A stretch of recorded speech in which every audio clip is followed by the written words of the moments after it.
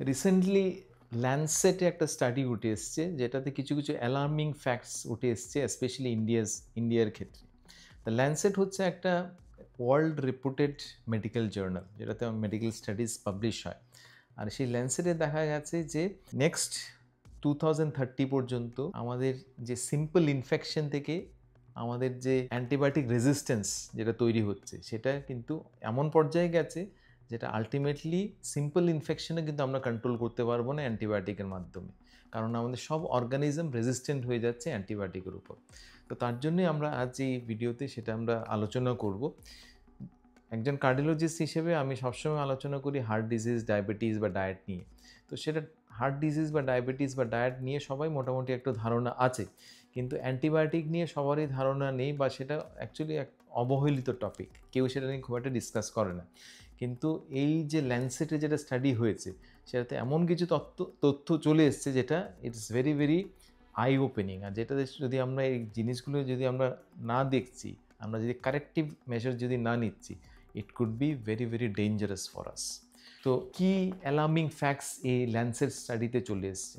Alarming fact number 1 যেটা হচ্ছে সেটা আমাদের ইন্ডিয়াতে আপ টু 83% অফ ইন্ডিভিজুয়াল আমরা যারা আছি কমিউনিটিতে, আমরা আমাদের নিজের শরীরে multi drug resistance bacteria carry করছি। সাধারণত আমরা ভাবি যে ব্যাকটেরিয়া স্পেশালি ড্রাগ রেজিস্ট্যান্ট যেগুলো ব্যাকটেরিয়া আছে সেটা আইসিইউ সেটিংয়েই পাওয়া যায়, কিন্তু এই স্টাডিটা কিন্তু আইসিইউ সেটিংয়ে হয়নি। এই স্টাডিটা হয়েছে আমাদের কমিউনিটিতে যারা আছি, আমাদের সমাজে যারা আছে, যারা হেলদি, যাদের কোনো সমস্যা নেই, তো ওদের টেস্ট করে দেখা গেছে যে ওদের ব্যাকটেরিয়া আছে। ব্যাকটেরিয়া আমাদের সবার মধ্যেই থাকে, কিন্তু এই ব্যাকটেরিয়াগুলো ড্রাগ রেজিস্ট্যান্ট, মানে কমনলি যে আমরা ড্রাগ ব্যবহার করি, অ্যান্টিবায়োটিক ব্যবহার করি, তো সেই কমনলি অ্যান্টিবায়োটিক ড্রাগগুলির প্রতি এরা রেজিস্ট্যান্ট। মানে আমরা যদি ডিজিজড হই, যে কোনো কারণে যদি আমাদের ইনফেকশন হয়, তাহলে কিন্তু কমন অ্যান্টিবায়োটিক এগুলোতে কাজ করবে না।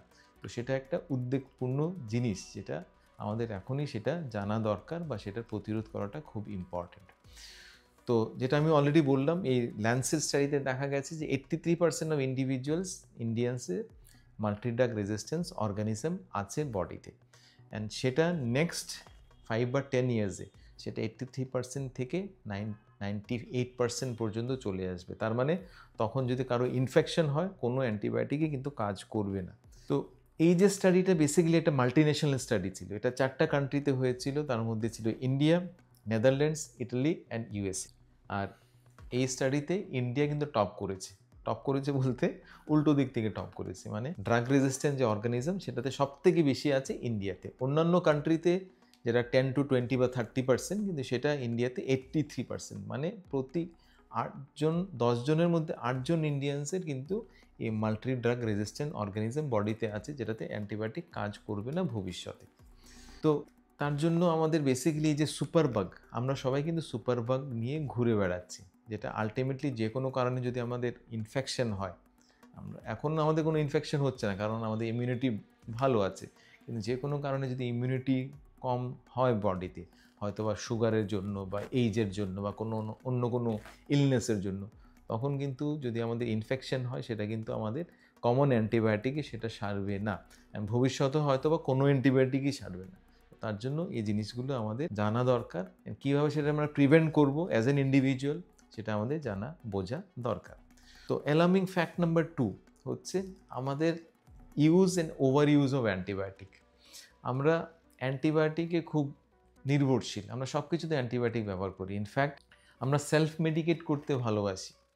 যে কোনো মাইল্ড ইলনেস হলেই আমরা অ্যান্টিবায়োটিক নিয়ে নিচ্ছি, আমরা ডক্টরের কাছে যাচ্ছি না, কনসালটেশন নিচ্ছি না, আমরা ডাইরেক্টলি ফার্মেসিতে যাচ্ছি, অ্যান্ড ফার্মেসিওয়ালা অ্যান্টিবায়োটিক দিয়ে দিচ্ছে নিজের খুশি মতো। ফার্মেসিতে যিনি আছেন ওনার মেডিকেল নলেজ নেই, অলমোস্ট জিরো। তো আমরা ওনার উপর ডিপেন্ড করছি যে কোন অ্যান্টিবায়োটিক আমরা নেবো। সেই কারণেই কিন্তু আমাদের ড্রাগ রেজিস্ট্যান্স গ্রো করছে, কারণ ইনডিসক্রিমিনেট ইউজ হচ্ছে, কোনো ইন্ডিকেশন ছাড়াই ইউজ হচ্ছে। বেশিরভাগ ক্ষেত্রে আমরা যে অ্যান্টিবায়োটিক ব্যবহার করছি সেটা ভাইরাল ইলনেসের জন্য ব্যবহার করছি। আমাদের ভাইরাল ইলনেস হয়েছে, ভাইরাল আপার রেসপিরেটরি ইনফেকশন হয়েছে বা ভাইরাল লুজ মোশন হয়েছে, সেটার জন্য আমরা অ্যান্টিবায়োটিক ব্যবহার করছি, সেটা কোনো রোলই নেই। অ্যান্টিবায়োটিক বেসিক্যালি কিসের জন্য ব্যবহার হয়? অ্যান্টিবায়োটিক বেসিক্যালি ব্যবহার হয় ব্যাকটেরিয়ার জন্য, কিন্তু যদি ভাইরাল ইলনেস থাকে সেটাতে অ্যান্টিবায়োটিকের কোনো রোলই নেই। তো সেটা বেসিক্যালি কোনো হেল্প করছে না, উল্টো ক্ষতি করছে যে ড্রাগ রেজিস্ট্যান্স অর্গানিজম আমাদের বডিতে গ্রো করছে। তো অ্যান্টিবায়োটিক আমরা যেটা বললাম অলরেডি আমরা এতই অভ্যস্ত অ্যান্টিবায়োটিক নিতে, আমরা যদি কাশি দিচ্ছি একটা কাশি দিলেও অ্যান্টিবায়োটিক নিচ্ছি, হাঁচি দিলেও অ্যান্টিবায়োটিক নিচ্ছি, সামান্য একটু যদি আমরা খুসখুস হচ্ছে বা একটু সামান্য জ্বর আছে বা লুজ মোশন হলো 1-2 বার আমরা অ্যান্টিবায়োটিক নিয়ে নিচ্ছি। তো এই যে আমাদের অ্যান্টিবায়োটিক নেওয়া যেটার প্রবণতা, যেটা basically most of the time এগুলো হচ্ছে ভাইরাল ডিজিজ, যেটাতে অ্যান্টিবায়োটিক কোনো কাজ করবে না, উল্টো ক্ষতি করবে। তো এটা হচ্ছে একটা ডেঞ্জারাস ট্রেন্ড, যেটা ইনডিসক্রিমিনেটলি অ্যান্টিবায়োটিক আমরা ব্যবহার করছি। স্পেশালি আমাদের যদি সর্দি কাশি হয়, যে এটার জন্য আমরা অ্যামক্সিসিলিন ব্যবহার করছি বা এজিথ্রোমাইসিন ব্যবহার করছি। তেমনি যদি আমাদের লুজ মোশন 1-2 বার হয়, সেটার জন্য আমরা মেট্রোনিডাজল ব্যবহার করছি বা নরফ্লক্সাসিন ব্যবহার করছি, সিপ্রোফ্লক্সাসিন ব্যবহার করছি। তো এটা আমরা মোটামুটি সবাই জানি, বাড়িতে মোটামুটি সবার বাড়িতেই কিছু না কিছু অ্যান্টিবায়োটিক রাখা হয়, যেটা কমনলি ব্যবহার হয়। কিন্তু এটা আমরা বুঝতে পারি না যেটা আমাদের কত ক্ষতি করছে। এটা কোনো লাভ করছে না, উল্টো আমাদের ক্ষতি করছে। তো তার জন্য বেসিক্যালি আমাদের একটা সম্যক ধারণা থাকা দরকার যে কোনটা ভাইরাল ইলনেস আর কোনটা ব্যাকটেরিয়াল ইলনেস। সব ক্ষেত্রে হয়তো বা সম্ভব হয় না ডিফারেন্সিয়েট করাটা ক্লিনিক্যালি, তবুও একটা আমরা ধারণা করতে পারি। স্পেশালি রেসপিরেটরি ইনফেকশন যদি থাকে, আমাদের যদি মাইল্ড ফিভার থাকে বা গলায় একটু খুসখুস থাকে, সামান্য একটু কাশি থাকে, গা একটু ম্যাজম্যাজ করছে, তাহলে ইউজুয়ালি এটা ভাইরাল ইলনেস। একটা কফ, নন প্রোডাক্টিভ কফ, খুব একটা কাশি আছে কিন্তু কিছু বেরোচ্ছে না, এটা বেসিক্যালি ভাইরাল ইলনেস। বা রানিং নোজ আছে, এটা ভাইরাল ইলনেস। কিন্তু তার সঙ্গে যদি আমাদের হাই গ্রেড ফিভার থাকে বা থিক স্পুটাম, যেটা আইদার ইয়েলো স্পুটাম বা গ্রিনি স্পুটাম যদি থাকে, বা শ্বাসের সমস্যা যদি হচ্ছে, এগুলো ইজিলি ইন্ডিকেট করছে, বা আমাদের কানে প্রচুর ব্যথা হচ্ছে বা সাইনাসে প্রচুর ব্যথা হচ্ছে বা প্রচুর পরিমাণে সোর থ্রোট হচ্ছে, এগুলো ইন্ডিকেট করছে along with high grade fever যে প্রবলি এটা ব্যাকটেরিয়াল। তো ভাইরাল অ্যান্ড ব্যাকটেরিয়ালের মধ্যে আপনি ক্লিনিক্যালি একটু ডিফারেন্সিয়েট করতে পারেন। তেমনই যদি লুজ মোশন হয়, সাধারণত ভাইরাল লুজ মোশন, ভমিটিং থাকে, তার সঙ্গে সাধারণত জ্বর থাকে না, অ্যান্ড ওয়াটারি ডায়রিয়া হয়, আর পেটে ব্যথা ট্যাথা তেমন থাকে না, থাকলেও মাইল্ড থাকে। কিন্তু যদি ব্যাকটেরিয়াল যদি লুজ মোশন হয়, সাধারণত সিভিয়ার ডিগ্রি অ্যাবডোমিনাল পেইন থাকে, কলিকি পেইন থাকে, তার সঙ্গে হয়তো বা স্টুলে ব্লাডও থাকতে পারে বা হাই গ্রেড ফিভার থাকতে পারে। তো এগুলো যদি থাকে, তাহলে সেটা ইউজুয়ালি ইন্ডিকেট করছে এটা ব্যাকটেরিয়াল লুজ মোশন। তো ওরকম থাকলে ভাইরাল ইলনেসের জন্য বেসিক্যালি কিছু দরকার হয় না, জাস্ট সিমটোমেটিক ট্রিটমেন্ট। আপনি ওআরএস নেবেন, জল প্রচুর পরিমাণে নেবেন, অ্যান্ড আপনি প্রোবায়োটিক নিতে পারেন, অ্যান্টিবায়োটিকের সেটা দরকার নেই। কিন্তু ব্যাকটেরিয়াল ইলনেসের জন্য অ্যান্টিবায়োটিকের দরকার আছে, কিন্তু সেটা তো নিজে থেকে সেলফ মেডিকেট করবেন। আপনি ডক্টরবাবুর কাছে যাবেন, কনসালটেশন নেবেন, অ্যান্ড ডক্টরবাবু আপনাকে যেটা অ্যান্টিবায়োটিক দেবে, যদি অ্যান্টিবায়োটিক দিয়ে থাকেন, সেটা আপনি কোর্সটা কমপ্লিট করবেন। তো ইনডিসক্রিমিনেটলি নিজে থেকে ওভার দ্য কাউন্টার অ্যান্টিবায়োটিক নেবে না, যেটা ক্ষতি বেশি করবে, লাভ কিছু হবে না। আরেকটা যেটার প্রধান কারণ, ইনডিসক্রিমিনেট মেডিসিনটা আমরা ব্যবহার করছি, উইদাউট ইন্ডিকেশন আমরা ব্যবহার করছি, ওভার দ্য কাউন্টার ফার্মেসি থেকে নিচ্ছি ডাক্তারবাবু প্রেসক্রিপশন ছাড়া। তো এটাতে আমাদের ড্রাগ রেজিস্ট্যান্স অর্গানিজম গ্রো করছে। সেটার সঙ্গে আরেকটা যেটা কারণ, যেটাতে ড্রাগ রেজিস্ট্যান্স অর্গানিজম গ্রো করছে, সেটা হচ্ছে আমরা ফুল কোর্স অ্যান্টিবায়োটিক নিচ্ছি না। অনেক ক্ষেত্রে আমাদের ব্যাকটেরিয়াল ইনফেকশনের জন্য সমস্যা হয়, আমাদের রেসপিরেটরি ইনফেকশন ব্যাকটেরিয়ালের জন্য হতে পারে, বা লুজ মোশনে ব্যাকটেরিয়ার জন্য হতে পারে। ডক্টরবাবুর কাছে গেলে যদি আমরা, ডক্টরবাবু আমাদের যদি অ্যান্টিবায়োটিক প্রেসক্রাইব করছেন 5 দিনের বা 10 দিনের একটা যদি কোর্স দিচ্ছেন, অনেক ক্ষেত্রে আমরা 1-2 অ্যান্টিবায়োটিক কোর্স নেওয়ার পর আমাদের ভালো মানে আমাদের উই আর ফিলিং গুড, তো আমরা সেটা ডিসকন্টিনিউ করে দিচ্ছি, ভাবছি আর দরকার নেই, কারণ অলরেডি তো আমি ভালো বেটার ফিল করছি। কিন্তু এই ফুল কোর্স অ্যান্টিবায়োটিক না নিলে কী হবে, আমাদের যে অর্গানিজম আছে, যে ব্যাকটেরিয়াল অর্গানিজম আছে, সেগুলো কিন্তু টোটালি ডিস্ট্রয় হয় না, আর সেটা থেকে ড্রাগ রেজিস্ট্যান্স গ্রো হয়। তার জন্য আপনাকে ফুল কোর্স অফ অ্যান্টিবায়োটিক নেওয়াটা ইম্পর্টেন্ট। যেমন ইম্পর্টেন্ট ইনডিসক্রিমিনেট ইউজ অ্যাভয়েড করাটা, তেমনই আমাদের যে অ্যান্টিবায়োটিক ডিসপেন্সিং, সেটাও কিন্তু রেগুলেটেড থাকা দরকার। সাধারণত এটা শিডিউল প্রেসক্রিপশন হওয়া দরকার। শিডিউল প্রেসক্রিপশন হয়, তার মানে হচ্ছে উইদাউট এনি প্রেসক্রিপশন, একটা schedule drug without any prescription antibiotic dispense করা উচিত না ফার্মেসি থেকে। কিন্তু অনেক ক্ষেত্রে নিয়মের শিথিলতার জন্য উইদাউট প্রেসক্রিপশনেও কিন্তু ফার্মেসি থেকে অ্যান্টিবায়োটিক ডিসপেন্স হচ্ছে, যেটা ইটস ভেরি ভেরি ডেঞ্জারাস। তো শুধু যে আমরা নিজেরাই ইনডিসক্রিমিনেট অ্যান্টিবায়োটিক ব্যবহার করছি সেটা না, আমাদের খাবার দাবারেও কিন্তু প্রচুর পরিমাণে অ্যান্টিবায়োটিক আছে। সেটা ডেয়ারি প্রোডাক্টস থেকেও হতে পারে, বা পোলট্রি থেকে হতে পারে বা অ্যাগ্রিকালচার থেকে হতে পারে, ফিশ থেকে হতে পারে। তো এগুলো হচ্ছে আমাদের খাবার দাবারের মধ্যেও কিন্তু অ্যান্টিবায়োটিক আমরা ডেইলি নিচ্ছি।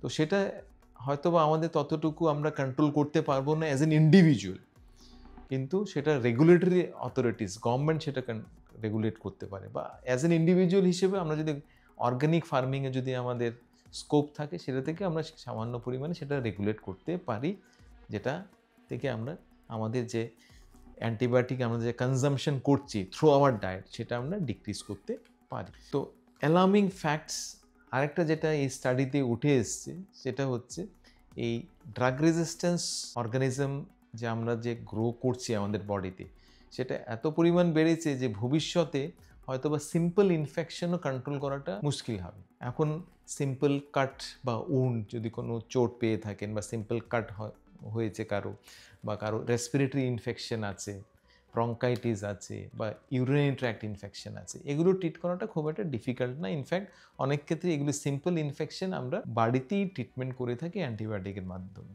কিন্তু ভবিষ্যতে এমন একটা সময় আসবে আমাদের ইনডিসক্রিমিনেট অ্যান্টিবায়োটিক ইউসেজের জন্য এই সিম্পল ইনফেকশনও কিন্তু আমাদের অ্যান্টিবায়োটিকগুলো কাজ করবে না, কারণ ততদিনে সব অর্গানিজম কিন্তু রেজিস্ট্যান্ট হয়ে যাবে রুটিন অ্যান্টিবায়োটিকের ওপর। তো তার জন্য এটা যদি আমাদের অ্যাভয়েড করতে হয়, এখন থেকে কিন্তু আমাদের সচেতন থাকতে হবে, ইনডিসক্রিমিনেট অ্যান্টিবায়োটিক ব্যবহার বন্ধ রাখতে হবে, নিজে থেকে সেলফ মেডিকেট করবেন না।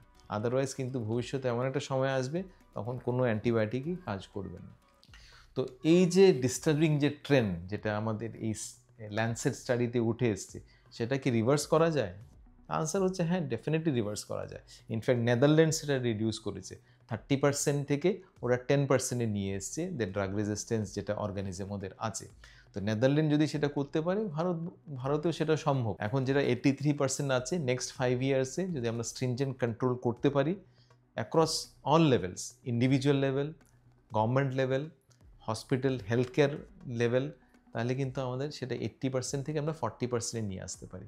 কিন্তু সেটা যদি আমরা প্রিভেন্ট করতে না পারি, তাহলে সেটা 80% কিন্তু অলমোস্ট 100% হয়ে যাবে। তো এটা আমাদের কালেকটিভ রেসপন্সিবিলিটি যে এই সিচুয়েশন যেন আমরা খারাপ থেকে আরও খারাপের দিকে যেন না নিয়ে যেতে পারি।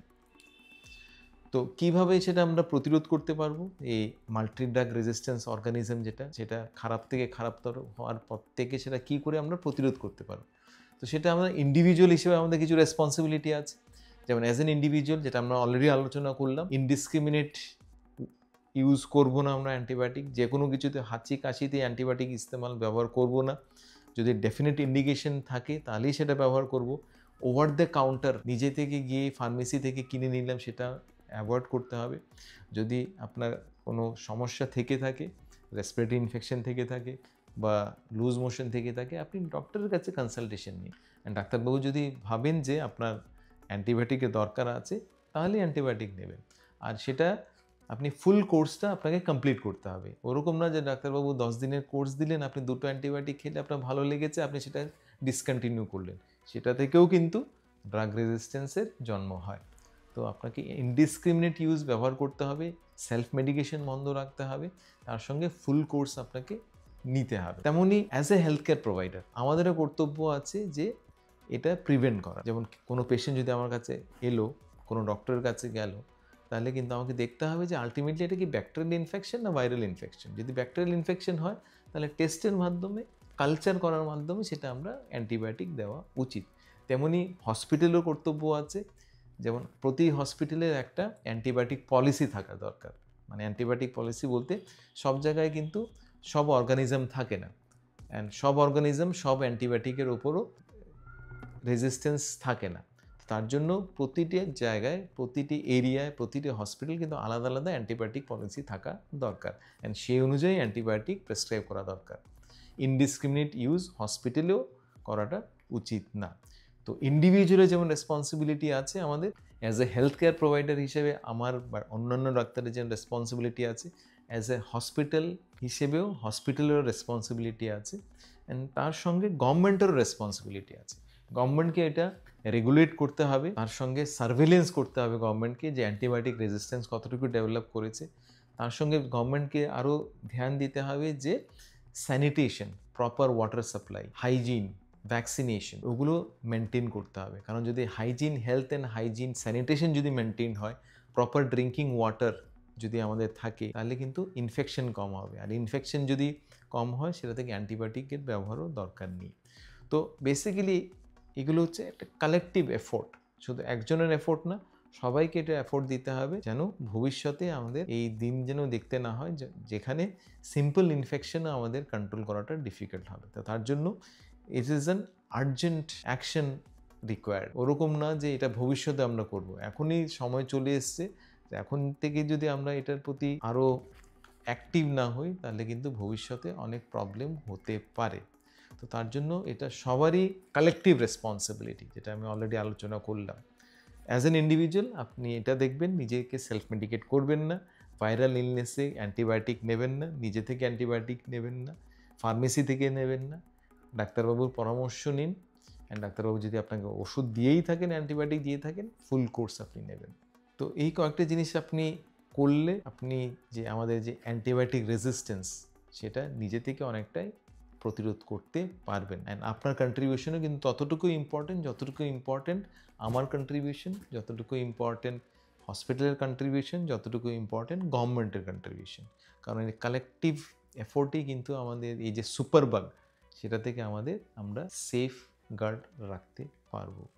তো এই কন্টেন্ট যদি আপনাদের ভালো লেগে থাকে, kindly like, share and subscribe করুন।